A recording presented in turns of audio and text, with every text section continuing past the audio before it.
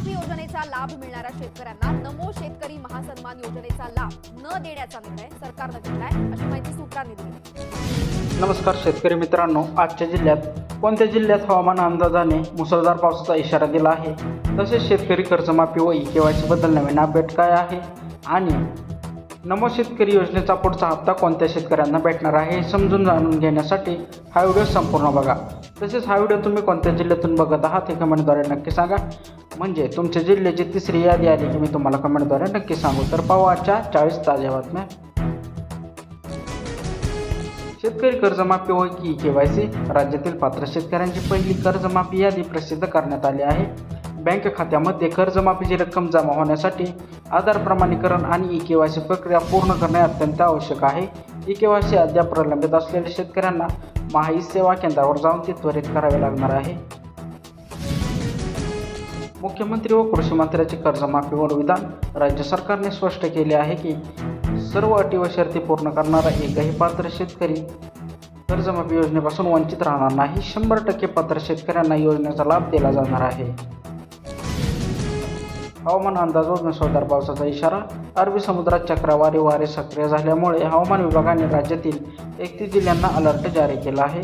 Orange alert कोणत्या जिल्ह्यांना तर पुणे, रायगड, सातारा, घाटमाता, कोल्हापूर, जळगाव, छत्रपती संभाजीनगर, जालना, अमरावती, वर्धा, नागपूर, भंडारा, गोंदिया, चंद्रपूर व गडचिरोली. तसेच येलो अलर्ट मुंबई, ठाणे, नाशिक, धुळे, बीड, परभणी, हिंगोली आणि इतर भाग. पीएम किसान योजना 24वा हप्ता.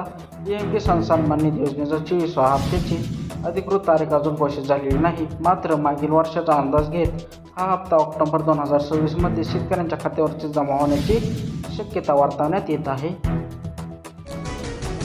मुख्यमंत्री माझी लाडकी बहीण योजना.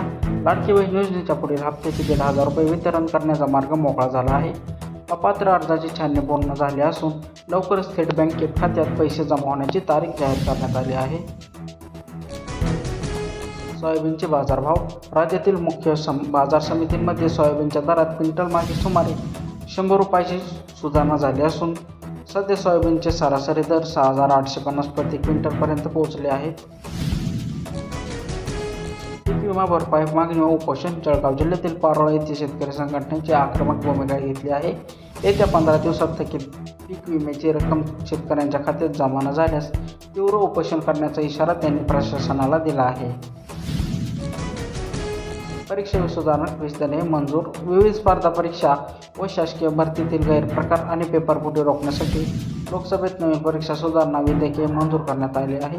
या कायद्यानुसार दोषी आढळल्यास 10 वर्षापर्यंतचा कारावास आणि 10 कोटीपर्यंतच्या दंडाची कडक तरतूद करण्यात आली आहे. साखर व गुळाचे बाजारभाव. किरकोळ बाजारात साखरेचे भाव प्रति किलो 47 ते 50 दराने विक्री होत आहे.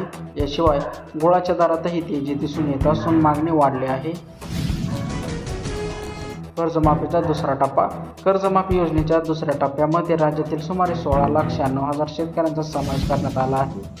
या लाभार्थ्यांची अधिकृत यादी ऑगस्ट महिन्यात प्रसिद्ध केली जाणार आहे, ज्यामध्ये अहिल्यानगर जिल्ह्यातील सर्वाधिक शेतकरी पात्र आहेत.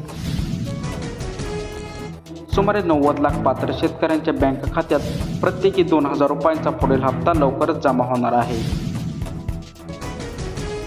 कर्जमाफीचे नवीन निकष जारी. राज्य मंत्रिमंडळाच्या बैठकीत शेतकरी कर्जमाफीच्या अटी व निकषांमध्ये महत्त्वपूर्ण सुधारणा करण्यात आली आहे. या शिथिलतामुळे पूर्वी अपात्र ठरलेले तब्बल 23 लाख अतिरिक्त शेतकरी आता कर्जमाफीसाठी पात्र ठरणार आहेत. पीक विमा भरपाईबाबत न्यायालयाचा मोठा दिलासा. पीक विमा भरपाई प्रकरणी विमा कंपनीने दाखल केलेले अपील उच्च न्यायालयाने फेटाळून लावले आहे. न्यायालयाने शेतकऱ्यांच्या बाजूने निकाल देत विमा कंपनीला पुढील 7 दिवसाच्या आत नुकसान भरपाई वाटप करण्याचे कडक आदेश दिले आहेत. ठिबक व तुषार सिंचनासाठी 90% सबसिडी. शेतीचे आधुनिकीकरण आणि पाणी बचती प्रोत्साहन देण्यासाठी ठिबक व तुषार सिंचन संचावर 90% अनुदान दिले जात आहे. शेतकरी आपले सरकार सेवा केंद्रावर जाऊन या योजनेसाठी ऑनलाईन अर्ज सादर करू शकतात. कर्जमाफी मिळेपर्यंत व्याजातून सूट.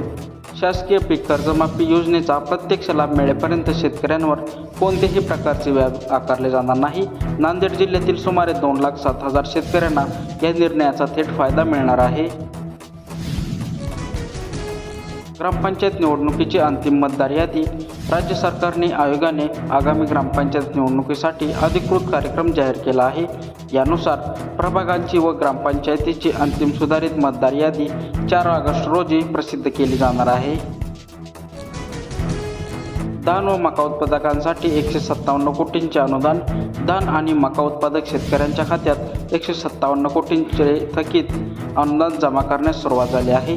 या निर्णयामुळे सुमारे 15,000हून अधिक शेतकऱ्यांचा मोठा आर्थिक दिलासा मिळालेला आहे. सोयाबीन दरात प्रति क्विंटल 190ची वाढ. बाजारात सोयाबीनची आवक घट झाल्यामुळे दरात पुन्हा एकदा सुधारणा पाहायला मिळत आहे. सोयाबीनच्या प्रति क्विंटल 190ची वाढ झाली असून सध्याचा दर 7,350वर पोहोचलेला आहे. वारकरी दिंडींना 20,000 रुपये थेट अनुदान. आषाढी वारीत सहभागी होणाऱ्या पालखी दिंड्यांसाठी शासनाने 2,80,00,000 निधी मंजूर केला आहे. या अंतर्गत प्रत्येक अधिकृत दिंडीला 20,000चे अनुदान थेट त्यांच्या बँक खात्यात वितरित केले जाणार आहे. विद्यार्थिनींना मोफत एस टी प्रवास सवलत. शाळा आणि कॉलेजमध्ये शिकणाऱ्या विद्यार्थिनींसाठी एस टी महामंडळाने विशेष सवलत योजना सुरू केली आहे. या योजनेअंतर्गत विद्यार्थ्यांना मोफत प्रवास पास उपलब्ध करून दिला जाणार आहे. अंजीर व हळद पिकांचा पीक विम्यात समावेश. राज्य सरकारने पीक विमा योजनेची व्याप्ती वाढवत नवीन पिकांचा संरक्षण दिले आहे. प्रथमच अंजीर आणि हळद या दोन्ही महत्त्वाच्या रोकड पिकांचा अधिकृत पीक विमा योजनेमध्ये समावेश करण्यात आला आहे. कृषी पंपधारकांचे थकीत वीज बिल माफ. राज्यातील सुमारे 1.25 लाख कृषी पंपधारक शेतकऱ्यांचे थकीत वीज बिल पूर्णपणे माफ करण्याचा निर्णय झाला आहे. कोल्हापूर जिल्ह्यातील 514 कोटींपेक्षा जास्त रक्कम माफ झाली असून 23,000हून अधिक शेतकऱ्यांचा डेटा अपलोड करण्यात आला आहे. कागदी रेशन कार्ड ऐवजी आता डिजिटल कार्ड. जुने कागदी रेशन कार्ड बंद करून आता डिजिटल रेशन कार्ड देण्याची प्रक्रिया सुरू करण्यात आली आहे. या कार्डावरील QR कोड स्कॅन करताच कार्डधारकाची सर्व माहिती संगणकावर डिजिटल स्वरूपात उपलब्ध होणार आहे. 2008 मधील अपात्र शेतकऱ्यांना कर्जमाफीची आशा. केंद्र सरकारच्या 2008 मधील कर्जमाफी योजनेत अपात्र ठरलेल्या 44,759 शेतकऱ्यांच्या याचिकेवर सर्वोच्च न्यायालयाने सुनावणी झाली. या प्रकरणावर केंद्र सरकार आणि नाबार्ड सकारात्मक विचार करत असल्याने कोर्टात स्पष्ट करण्यात आले. ऑगस्टपासून 3 महिन्याचे धान्य एकत्र मिळणार. रेशन कार्ड धारकांसाठी प्रशासनाने मोठा आणि महत्त्वाचा निर्णय घेतला आहे. ऑगस्ट महिन्यापासून पुढील सलग 3 महिन्याचे धान्य लाभार्थ्यांना एकाच वेळी वितरित केले जाणार आहे. या अंतर्गत 16,95,000 शेतकऱ्यांची तिसरी यादी रात्री उशिरा अधिकृत पोर्टलवर अपलोड करण्यात आली आहे. केंद्रीय प्रत्यक्ष कर विभागाकडून करदात्या शेतकऱ्याची माहिती मिळाल्यानंतर तांत्रिक पडताळणी